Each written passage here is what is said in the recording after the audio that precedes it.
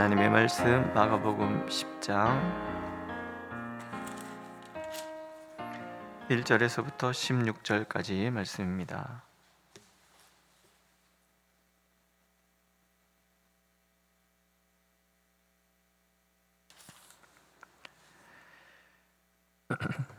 한 목소리로 읽겠습니다. 마가복음 10장 1절. 예수께서 거기서 떠나 유대 지경과 요단강 건너편으로 가시니 무리가 다시 모여들거늘 예수께서 다시 전례대로 가르치시더니 바리새인들이 예수께 나와 그를 시험하여 묻되 사람이 아내를 버리는 것이 옳으니까? 대답하여 이르시되 모세가 어떻게 너에게 명하였느냐? 이르되 모세는 이혼 증서를 써주어 버리기를 허락하였나이다. 예수께서 그들에게 이르시되 너희 마음이 완악함으로 말미암아 이 명령을 기록하였거니와 창조 때로부터 사람을 남자와 여자로 창지으셨으니 이러므로 사람이 그 부모를 떠나서 그들이 한 몸이 될지니라. 이러한즉 이제 둘이 아니요 한 몸이니 그러므로 하나님이 짝지어 주신 것을 사람이 나누지 못할지니라 하시더라. 집에서 제자들이 다시 이 일을 물으니 이르시되 누구든지 그 아내를 버리고 다른 데에 장가드는 자는 본처에게 간음을 행함이요 또 아내가 남편을 버리고 다른 데로 시집가면 간음을 행함이니라. 사람들이 예수께서 만져주심을 바라고 어린아이들을 데리고 오매 제자들이 꾸짖거늘 예수께서 보시고 노하여 이르시되 어린아이들이 내게 오는 것을 용납하고 금하지 말라. 하나님의 나라가 이런 자의 것이니라. 내가 진실로 너에게 이르노니 누구든지 하나님의 나라를 어린아이와 같이 받들지 않는 자는 결탄코 그곳에 들어가지 못하리라 하시고 그 어린아이들을 안고 그들 위에 안수하시고 축복하시니라. 아멘. 마가복음의 전체적인 구조는 크게 셋으로 나눕니다. 1장에서부터 8장 26절까지는 예수 그리스도가 누구신지 그리고 하나님의 나라가 무엇인지에 대한 이야기가 나오고 8장 27절에서부터 10장 52절까지는 제자란 무엇인가 그리고 그 모든 것을 함축해서 예수님이 마지막으로 어떤 사역을 하셨는가 십자가의 길에 대한 이야기가 11장에서부터 16장까지 나옵니다. 그러니까 마가복음을 한마디로 정의한다 그러면 어떻게 우리가 예수를 따를 것인가 그런 얘기예요. 예수님이 걸어가신 그 길, 자기 부인, 자기 십자가를 지는 그 삶을 우리도 따라가는데 그러기 위해서 우리가 뛰어넘어야 될 것이 뭐냐면 나의 욕구라는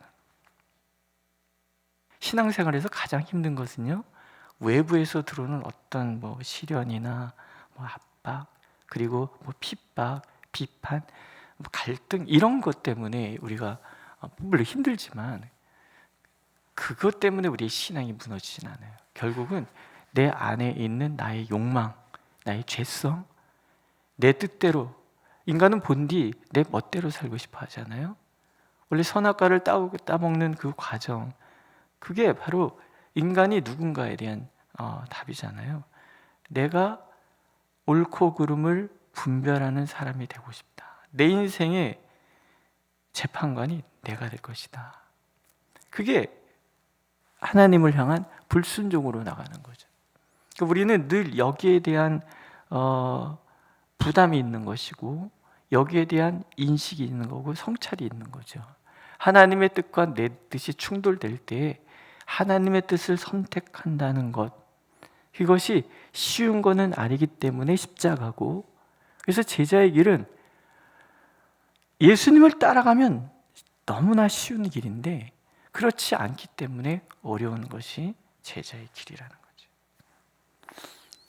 그래서 예수님께서는 당신의 삶을 통해서 어떤 것이 제자의 길인지를 가르쳐 주시고 주님 걸어가신 그 길을 제자들이 따라가기를 원하시는 거예요. 우리가 복음서를 읽을 때 마가복음을 읽을 때 우리가 기억해야 될 것은 예수님이 걸어가신 그 길을 어떻게 우리가 따라갈 것인가 하는 것을 이제 우리가 늘 염두에 두는 거죠. 오늘은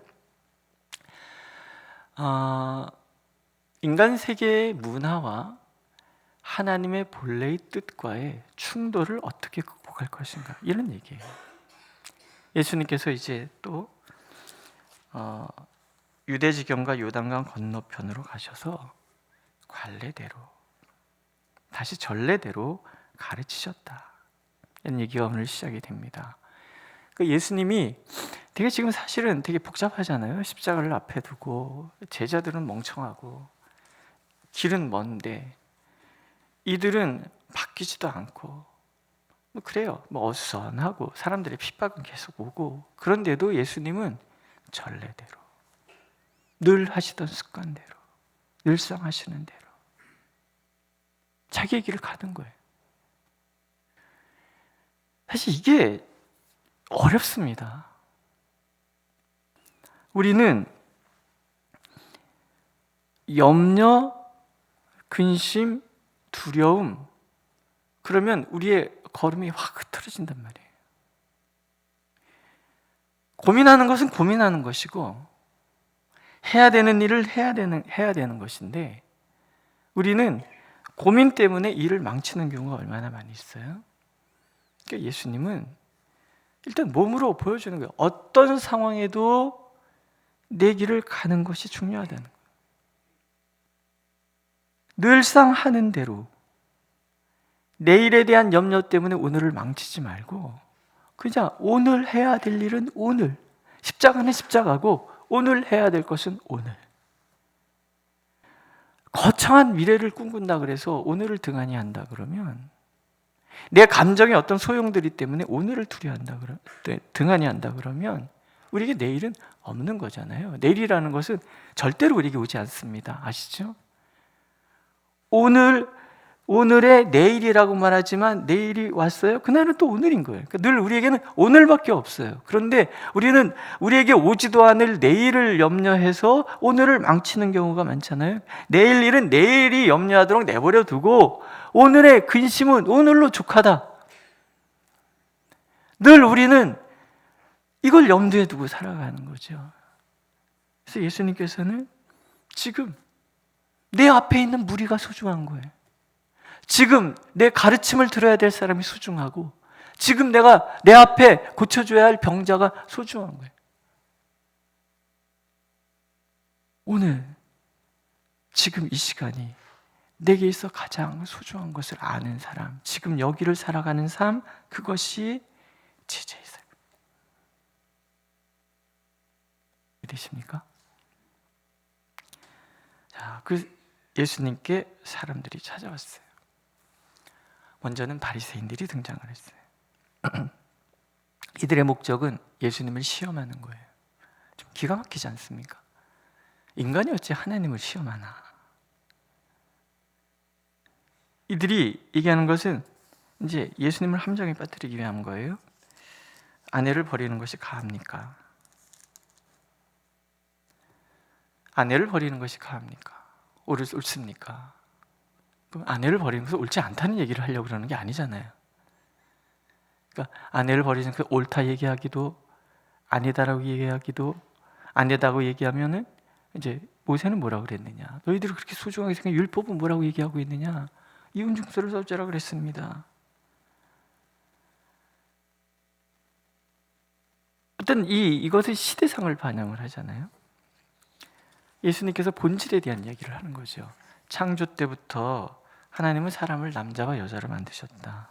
그래서 둘 다 부모를 떠나서 한 몸이 되고, 그래서 하나가 되어서 하나님이 짝주어 주신 것에 대한 감사를 하며 살아가는 것, 이게 하나님의 본 뜻이다라는 거예요. 그런데 모세는 이혼을 허락했어요. 완악함을 인하여. 하나님의 뜻과 시대의 가치가 다르다라는 거죠. 왜 모세는 허락했을까? 이건 약자를 보호하기 위함이에요. 이혼 증서를 써주는 얘기는 그때는 남성 중심 사회, 그리고 육체 노동이 전부인 그런 사회에서 아무래도 여성은 약자가 될 수밖에 없어요. 요즘은 육체 노동보다는 머리를 많이 쓰는 일이기 때문에 여성들이 훨씬 더 잘하는 일들이 많죠. 그러나 우리 시대와 다르게 그 시대는 육체 노동, 그리고 산업이 발달한 때가 아니잖아요. 그러니까 만약에 남편을 의지하여 살던 사람이 남편이 없다 그러면 굉장히 어려워지는 거예요. 그러니까 과부와 어린아이의 하나님이라는 얘기는 도무지 이 사회에서 살아갈 가능성이 없는 절대적인 빈곤층이라는 얘기예요. 이혼 증서를 써주라는 얘기는 그래서 이 여인이 마음대로 결혼을 해서 그 생계를 유지할 수 있게 해주시기 위한 어떤 반영, 이 남자들의 그 못된 것들에 대해서 여성들을 지켜내기 위한 우리 조상들도 왜 칠거지약이라는 게 있었잖아요. 그래서 뭐 7가지 약을 하면 거기에 대해서 쫓아낼 수 있다. 뭐 이런 것들 조항이 있었는데 거기에 반대로 또 삼불거라는 것들이 있다 그러잖아요. 삼불거. 뭐 가난했는데 아내가 와서 집이 나아졌다라든가 아니면 뭐 부모님의 3년상을 치른 아내라든가 뭐 이런 것들이 있어서 그러니까 창과 방패 뭐 이런 건데 어쨌든 이걸 보호하는 보호법들이 있는 거죠. 근데 이걸 보호하기 위한 모세의 율법에는 혼인증서를 써줘라 이렇게 얘기를 했단 말이에요. 그러나 시대가 흘러서 이 모세의 율법도 변질됐어요. 이제는 이혼하고 재혼하고 싶어서 이혼증서가 필요한 거예요. 남자들이 이 여자랑 살다가 싫으니까 이혼증서 쓰고 재혼하는. 여자들도 마찬가지예요. 이혼하고 재혼하고 이혼하고 재혼하고 이러기 위해서 이혼증서가 필요하다. 이게 다 인간이 만들어낸 완악함이라.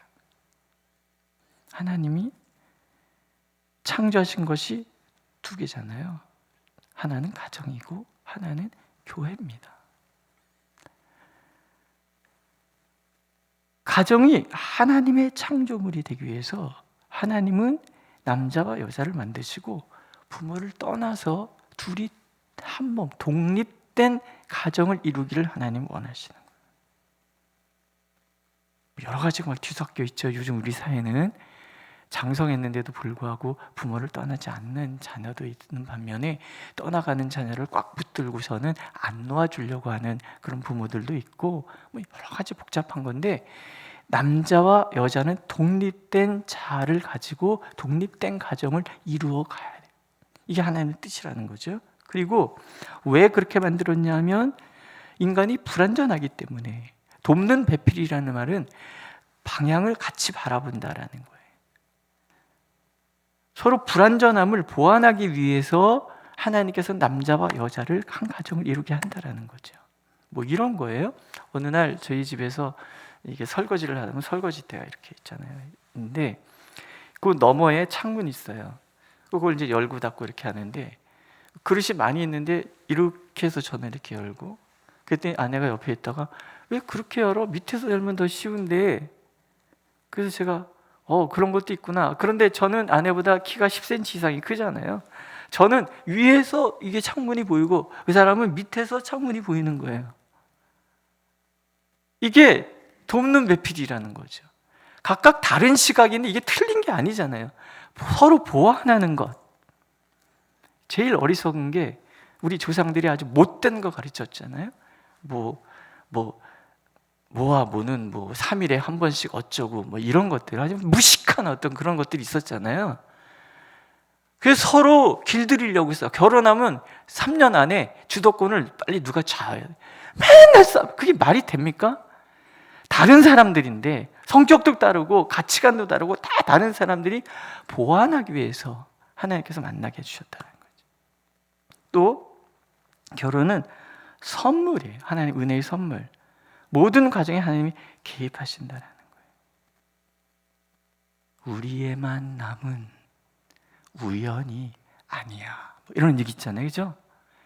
우리의 만남이 우연이 아니야. 하나님의 선물이라는 거예요. 나를 가장 잘 아시는 하나님께서 나에게 가장 필요한 사람을 만나게 해주셨다는 거죠. 그러니까 집에서 의왼수 그냥 우린 우정으로 살아 뭐 이런 게 아니라 우린 정말 한 몸으로서 살아가는 것이 하나님의 뜻이라는 거예요. 근데 인간이 이걸 자꾸 나누려고 하는 것은 하나님의 뜻과 다르다라는 거죠. 물론 우리 스스로가 성장해 가면서 어제 우리 아이하고도 그런 얘기를 이렇게 나누는데, 확장된 자아를 갖는 것이 굉장히 중요하다. 뭐 이런 얘기를 이제 나누면서 제가 그런 얘기를 해줬어요.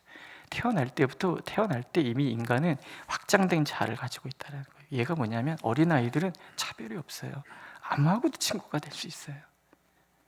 근데 어른이 되면서 자꾸 이 관계가 없어지는 거예요. 자꾸 가면을 쓰고, 보는 시각이 짧아지고, 그러니까 편견이 있고 나누고 막 분리된단 말이에요. 이게 이제 심해지면 이게 병적 증세가 나타나고 그러는 거예요. 그 상담을 통해서 우리가 해야 되는 것은 내 자신을 이게 자꾸 벗어던져서 내 자아가 자꾸 확장돼 가는 거예요. 넓어져요. 그러니까 훌륭한 성숙한 사람들은 어린아이 같다 그러잖아요. 굉장히 성숙한 자아를 갖게 되는 거죠. 이러한 가치관의 충돌이 일어날 때 우리가 돌아가야 될 것은 시대의 가치를 따라가는 것이 아니라 어디로 가야 돼요? 말씀으로. 하나님 뭐라 그러셨는지. 두 번째로 아이들이 봤어요.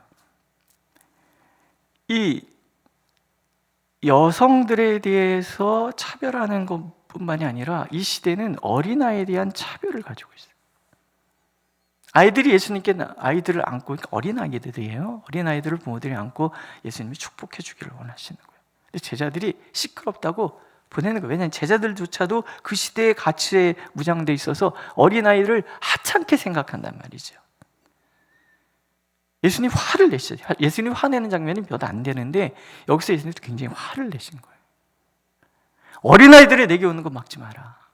어린아이, 하나님 나라는 이런 자의 것이다. 하나님 나라를 어린아이 같이 받들지 않는 자는 결탄코 그곳에 들어가지 못할 것이다. 이 어린아이다라는 것은 기준에 미치지 못한다라는 거예요. 기준에 미치지 못한 사람은 예수님께 나올 수 없다. 이게 율법의 기준이었고 제자들도 그런 생각을 가지고 있는 거예요. 근데 제자가 된다는 것은 뭐예요? 어떤 기준에 부합해서 예수님의 제자가 되는 게 아니잖아요. 내가 예수님의 제자가 되는 것은 순전히 은혜, 아무 자격 없는 나를 부르셔서 하나님께서 나에게 귀한 직분을 주시는 거예요. 나는 부족합니다. 나는 어리석습니다. 아무것도 할 수 없습니다. 이게 우리들의 고백인데, 그런 우리를 향해서 예수님께서는 말씀하신, 너는 할 수 있다. 너는 지혜로운 판단을 내릴 수 있고, 너의 연약함을 뛰어넘을 수 있고, 모든 것을 상대할 수 있고, 어떤 상황도 극복할 수 있다. 할 수 있거든이 무슨 말이냐? 믿는 자에게는 능히 하지 못할 일이 없다. 왜? 예수님이 나를 은혜로 구원하셔서 은혜로 함께 하시기 때문에. 자격 없는 자를 자격 있는 자 되게 하셔서 충분히 그 일을 감당할 수 있는 힘과 능력과 지혜를 주셔서 그 일을 가도록 만들어 가신다는. 앞으로 제자들이 수없이 많은 시련, 장애를 만날 터인데 그때마다 주저앉지 말고 기억하라는 거죠. 자격 없는 너를 불러서 내가 제자 삼아 주었다. 예수님 만나기 전에도 자격이 없었고, 예수님 만난 다음에는 나는 자격이 없어.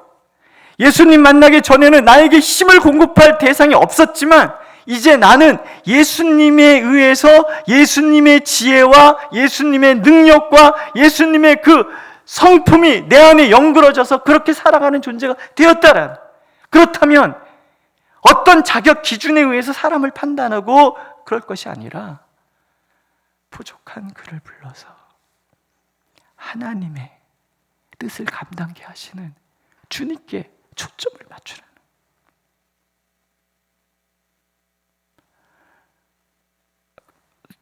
좀 전에도 말씀드렸지만 내 자신이 확장되어 간다는 것은 다른 거 아니에요. 하나님은 나에게 뭐라고 얘기하시냐는 얘기죠. 우리는 이 시대에 죄악된 세상에서 살아남기 위해서 발버둥 치다 보니까 수많은 상처가 딱쟁이가 있고 수많은 상처가 딱쟁이가 생기고, 그래서 수많은 가면, 우린 체면이라고도 얘기를 해요. 그런 것들이 이렇게 막 형성이 돼 있어 거짓된 자아로 살아간단 말이에요. 자꾸 협소해지는 거죠. 근데 이걸 다 끄집어내고 나면 그 안에 있는 나를 하나님 뭐라 그러시죠? 내 안에 누가 있어요? 하나님이 보배라고 얘기하는 내가 있고요, 하나님께서 귀하다고 생각하는 내가 있고, 하나님이 사랑하시는 내가 있는 거예요. 나는 누구냐면 보배라. 나는 세상에서 제일 귀한 존재고, 나는 사랑받기에 충분한 존재라. 세상 그렇게 얘기하지 않죠. 항상 부족하다, 어리석다, 미련하다, 자격 없다, 이런 얘기 우리는 계속 듣고 자란단 말이에요. 그래서 우리의 시선이 내 안에 가 있지 않고 자꾸 밖에 가요. 사람을 의식하고 행동하고, 그러다 보니까는 행동이 경직되고 거칠어지고 상처받고 막 이런단 말이죠. 다 가짜라는. 정말 확장된 자아가 품고 있는 것은 나는 보배라는 거예요. 한번 해보실래요? 나는 보배야. 나는 귀한 사람이야. 난 사랑받기에 충분하거든. 믿으세요? 이게 하나님이 바라보시는 나. 세상에 보는 나와 하나님이 바라보시는 나가 다르고, 우리가 제자의 길을 간다는 것은 하나님이 바라보시는 그 사람을 바라보는 거고, 하나님이 사랑하시는 그 사람을 사랑하는 거고, 하나님이 보배로 생각하는 그 사람을 보배로 생각하고, 하나님이 귀하다 생각하는 그 사람을 귀하다 바라고 살아가는 거예요. 이게 제자라는 거예요. 나를 향해서도 그렇고 너를 향해서도 그렇다는 거죠. 예수께서 어린아이들을 다 축복하고 보냅니다. 우린 그런 거예요. 하나님께서 안고 안수하여 축복하여 보내는 사람. 제가 그렇고 여러분들이 그렇습니다. 믿으십니까? 오늘도 하나님이 나를 끌어안고 안수하고 계십니다. 나를 축복하시고 다송을 하시는 거예요. 그 주님과 함께하는 데니까 오늘 하루가 얼마나 신나는 날이에요. 그렇죠? 한번 저 따라해 보실래요? 손을 이렇게 잡고. 오늘 하루가 얼마나 신나? 시작. 기도하겠습니다. 하나님, 우리가 주님 안에 있음을 참 감사합니다. 우리를 세상에서 가장 보배로운 존재로, 가장 귀하다고 말씀해 주셔서 참 감사합니다. 오늘도 우리를 끌어안고 안수하여 축복하시는 주님께 감사를 드립니다. 시대를 거슬러서 그렇게 주님의 뜻을 바라보고 주님의 그 생각 속에 우리가 살아갈 수 있도록 늘 인도하여 주옵소서. 예수님의 이름으로 기도드렸습니다. 아멘. 하늘에 계신 우리 아버지, 아버지의 이름을 거룩하게 하시며 아버지의 나라가 오게 하시며 아버지의 뜻이 하늘에서와 같이 땅에서도 이루어지게 하소서. 오늘 우리에게 일용할 양식을 주시고 우리가 우리에게 잘못한 사람을 용서해 준 것 같이 우리 죄를 용서하여 주시고 우리를 시험에 빠지지 않게 하시고 악에서 구하소서. 나라와 권능과 영광 영원히 아버지의 것임이십니다. 아멘.